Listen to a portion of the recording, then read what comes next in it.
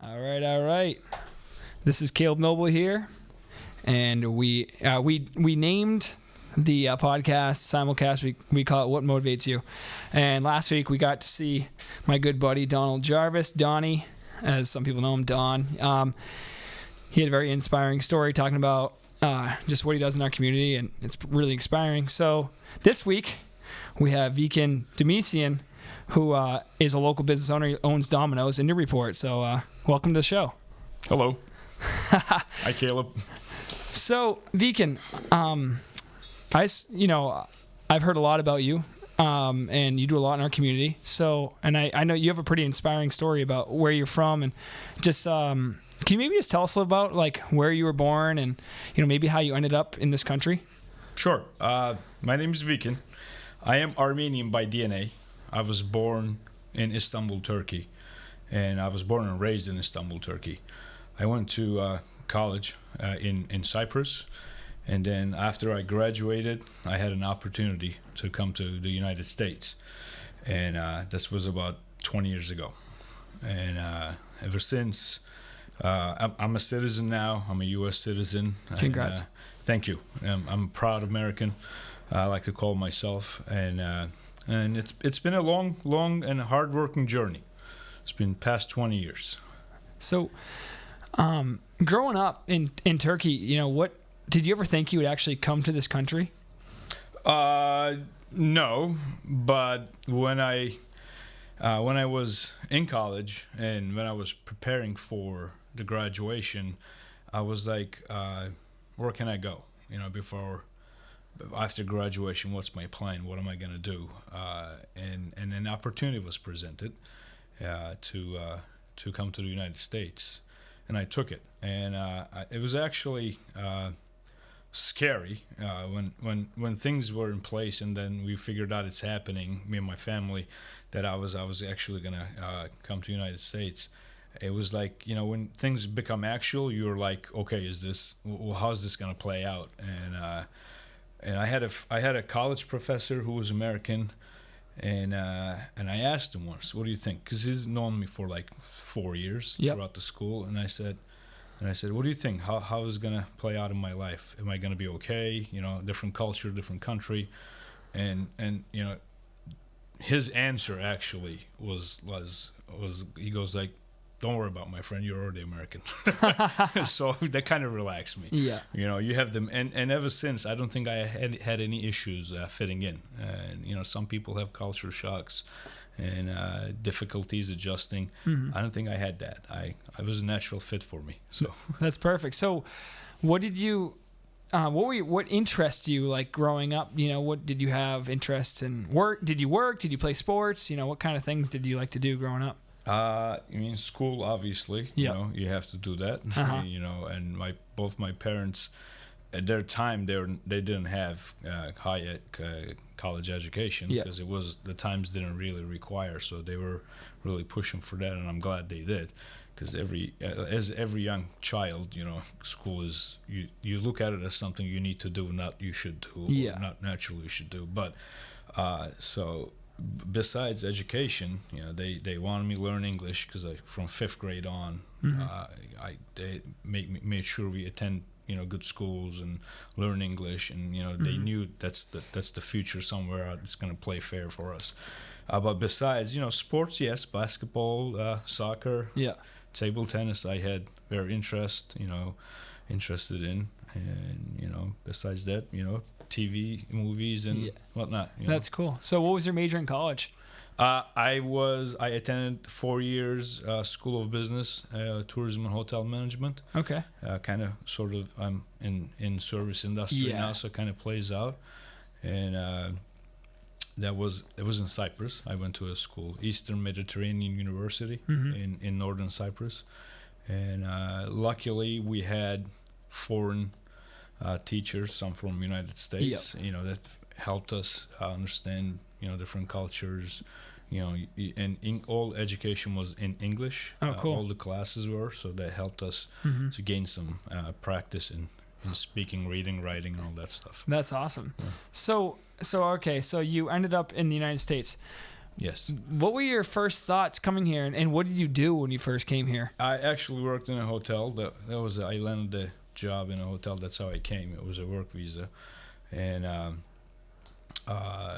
it was still scary because you all of a sudden overnight you're in a country you don't know anybody. You know, no family. You don't.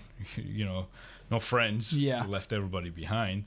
The first 2-3 months was challenging, and then you start building your social network, and you start gaining friends, and you learn the surroundings and the ways of doing things, and it becomes easier. But you know, it's challenging at first. I'm sure. So, what was your so how long did you do that for? You worked in the hotels doing that For a couple of years, and then I attended school for a period of time, and then I got a sponsorship for my green card through work, and then I worked different jobs too, because you know one job doesn't do the deed. You know, you have to have multiple jobs. Yeah. At the beginning of your career. Yeah. I think that's part of the reality some people don't understand at the beginning. You can't just do one 40-hour work week and then expect everything to be financially stable. in place. Stable. Yeah. So did you know coming here that you wanted to have your own business, or what I always was raised with that idea of you have to have your own business, you have to do your own faith. My late father, he passed away last summer. He was a very hardworking, dedicated person. He had his own business, a local business, and that was kind of like etched into our brain growing up. Have your own, control your own faith. Yeah. Have your own business. Yeah. So it's kind of so no matter where I set my roof, I would imagine I would have my own business, some form of shape. So that was a lot of your motivation to work more jobs and to really grind when you first came. Yeah, you know, and not only financially benefiting from multiple jobs, but you know, you also have to hone your skills in different things. Gives you experience, and you know, again, being far away from family, not having the family support, not emotionally, but you know, financially, physically, that kind of pushes you to that direction too. And also, like, no family events, so you don't really have any commitment to, you know. So that's awesome. I mean, that's not awesome, but that makes sense. Gotta do what you gotta do. Right? That's what it takes. So how did you end up working for Domino? Like, what's your story with Domino's? I mean, you own a franchise, right? Yes, I worked for a company, another franchisee, as a part-time job, and then I was basically answering phones 10-15 hours, just an additional income, and then I was promoted for assistant manager, and then I was promoted to be a store manager, and right before I actually exited that franchisee's operations, I was his area supervisor. So I started from the bottom, and then all the way up, and then we still are good friends with him, you know. And but it was, you know, next step was to have my own. I used to supervise a bunch of stores in Boston, and the natural fit was to get my own. So I mean, I think there's something to be said for knowing like the worst job. I mean, like doing the part-time thing. Entry level part-time position. Yeah, really the tough jobs that usually people don't last probably longer than 3 to 6 months doing, or you know. Yeah. And then you just grinded. Like, what were you thinking when you were doing that? You're like, well, this is just I'm just doing this for now, or do you see it? No, at the beginning, it was just a second job gig, but then as things moved along, I was like, okay, I can do this. You know, I can have my own place, my own location, my own business out of this, and obviously plans changed. Not you don't always do what you think you would do, Yeah. but it worked out for me. And Domino's Pizza is when most people think it's just it's a big corporation, Yeah. yes, but all the locations are owned by individual businesses, so they're locally owned and operated in most cases. And one thing about Domino's Pizza is 99% of the franchisees come from the bottom level, entry level. Really? Yeah. And you want to be a franchisee, you can't just say, I got money, I want to buy some stores. You have to be within the system. You can't be a Domino's Pizza franchisee unless you managed a store, GM, general manager, for a certain amount of period of time. So that kind of, most of our story for U.S. franchisees are like they are all from entry-level positions. So I'm sure a lot of people don't even realize that, because at least for someone like me that doesn't know anything about that, like, you think most franchises, you have big enough a pocketbook, you can buy it, and do whatever. But I think that's not the case for Domino's Pizza. It doesn't matter how much money you have. Yes, you have to have a certain amount of cash in the bank account. That's one of the criteria to be approved, which is not a giant number. But you also have to be from within the system. So does that create like a camaraderie between all the business owners, kind of like knowing? We pretty much know all each other, and we help each other. You can call the next town location and say, I need this, can you help me? And we will be willing to do that, because we all came from the same path. Yeah. And yes, we do have a camaraderie. We help each other out. That's really awesome. Because I think that it's interesting to think, like, I think some people don't think of, you think of like the grind, right? When you're finding a kid that's in high school or whatever, or someone trying to find some extra money, whatever, and then they see that. I think for me, if I never knew that, but that gives me a lot more respect for Domino's in that franchise, because like, wow, like they really care about their brand, because they know the people that came from, entry level jobs and worked their way up. I mean, that's pretty amazing. Yes. My the previous franchise I worked was a delivery driver. Most of them are like either phone people, customer service representatives, or delivery drivers. That's how they started, and then they moved up, which was pretty much my story too. So how many years did it take you to kind of go from doing that to become like a manager? I've been a franchisee for 10 years. I was a AM close to 2 years, and then store manager. I managed a bunch of different locations, and I was a supervisor for multiple years.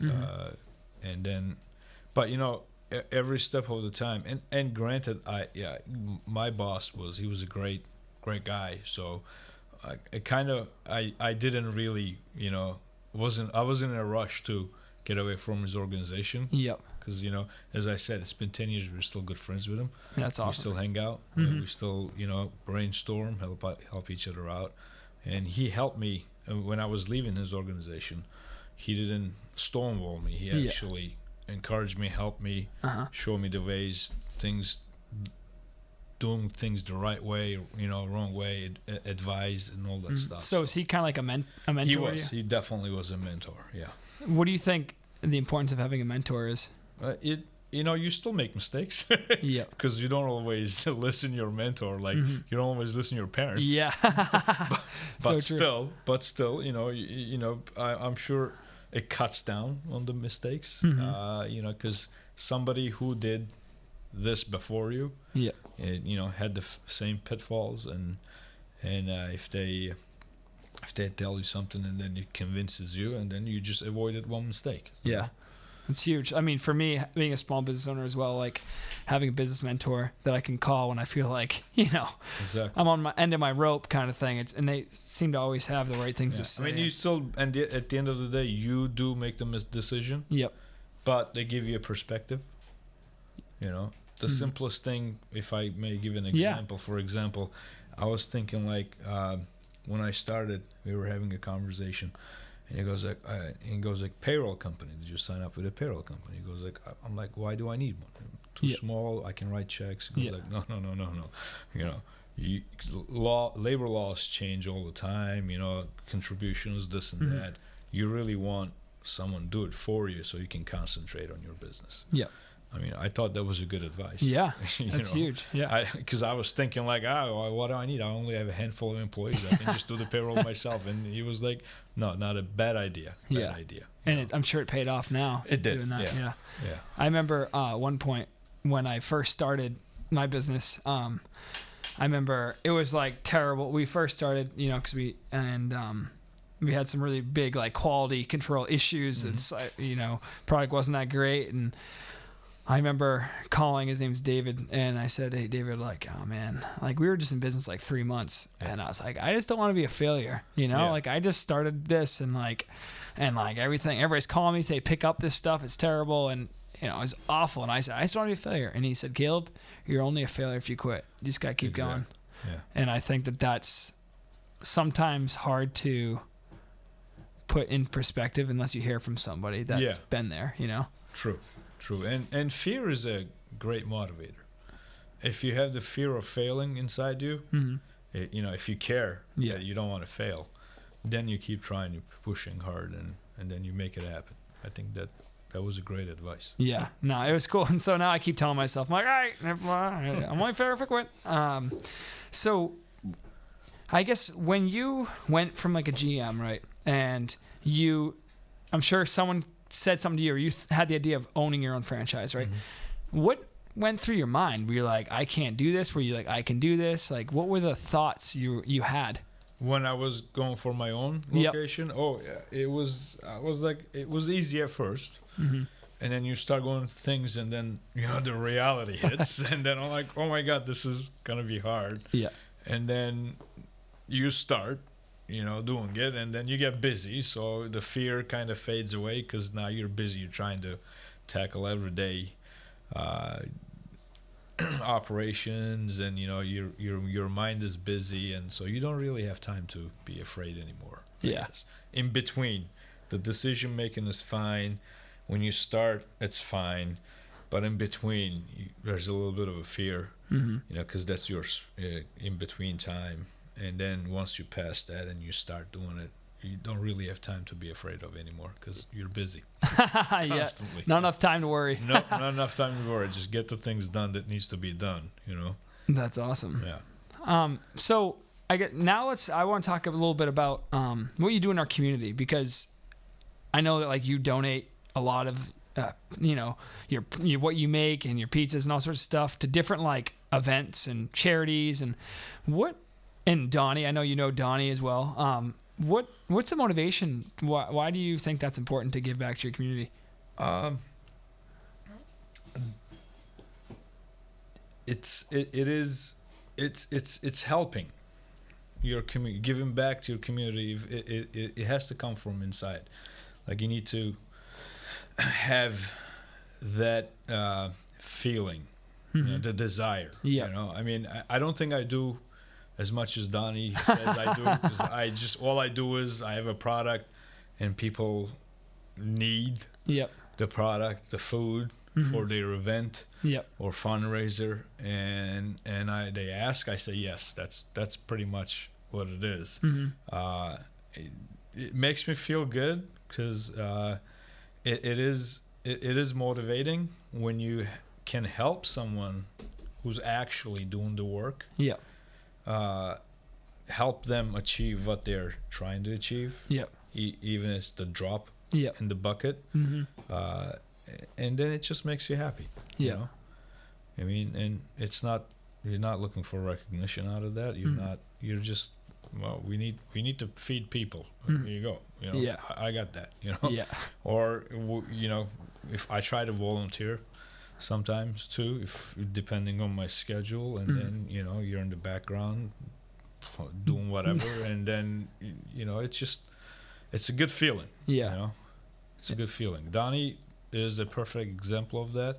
He does the stuff. I just When he asks, I give it to him. That's nothing complicated. Donnie, hopefully you're not listening. It's nothing complicated. No, that's really, I mean, I think that's awesome. And I guess the next thing is what, like, if someone's listening, right? Because I think that this is huge, right? Like, this podcast, is called What Motivates You. Mm-hmm.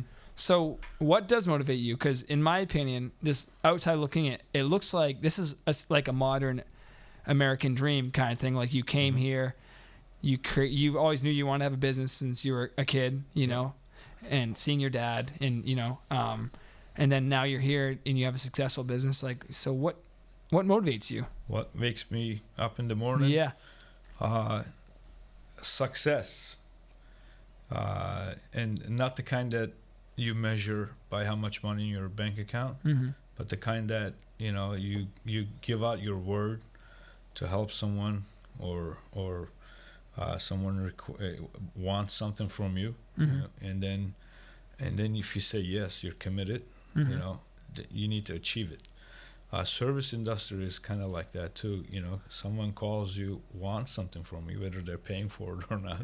You have to you deliver it. Yeah, that's what it is. Success is what motivates me. And again, Don texted me. He keeps coming up in this conversation. He's the connection. He said, "You want to do a podcast?" I'm like, "Sure." Sounds like you need someone. I'll be there. I didn't ask many. I asked where and what time. Yep. So I can incorporate that into my schedule. But other than that, that's what it is. Being able to help out, give back. So it's not the dollars and cents. It's the rest of it that comes with it. Yeah. And I think that's important because I feel like, especially, seems like everybody's motivated by money these days. I mean, money is necessary evil. Yep. We all need it. We can't deny it. But it also, when you put your head on the pillow at night, if you can sleep comfortably, knowing that you didn't hurt anybody, you helped someone, even if it's very small help, that's what's happy at the end of the day. Yeah.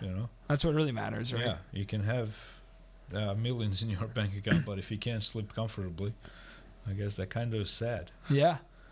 So the next question, one of the last questions is if someone's listening to this, right, and has a dream or has something they want to do, like, but are kind of afraid or, or kind of like hesitant, like what kind of type of advice could you give somebody? Just do it. Work hard and do it. And I mean, and chances are, possibility is small if you really give your 100%, and if you believe in yourself, you will achieve it. But even if you fail, then you can fix what the problem was, and then redo it, and then you'll be successful. For example, when we took over this location in Newburyport, right after I signed my closing and the reality hit, and I'm like, oh my God, because the business wasn't doing great back then. But we were like, okay, you know what? We're committed. We're gonna do it. We're gonna engage with the community. We'll deliver our promise, and then and the results came in. So. I think that, and like circling back to the whole failure thing, is that you're right. Like, if you do fail, it's not a bad thing, right? Because you can learn from your mistakes or learn from whatever and apply it. If everything 100% worked out in life, this would be heaven. Real life is not heaven. There's a lot of failures, but you learn from them. So that's what it is. Just try hard. I mean, even if you fail, if you in the back of your conscience, if you know that you gave your 100%, that's a good kind of failure. Yeah. At least you didn't fail because you didn't try, or you didn't try hard.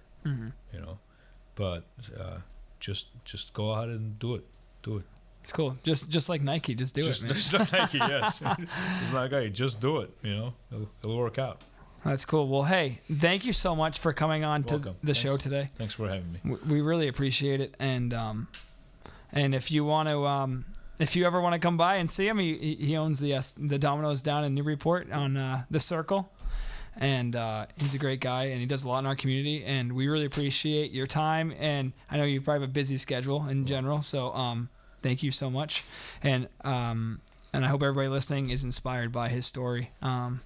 It's like the modern American dream right here, which is really cool. Sure is. It sure is. So, all right, man. Well, thank you so much. You're welcome. And we'll see you right next week. Have a good afternoon.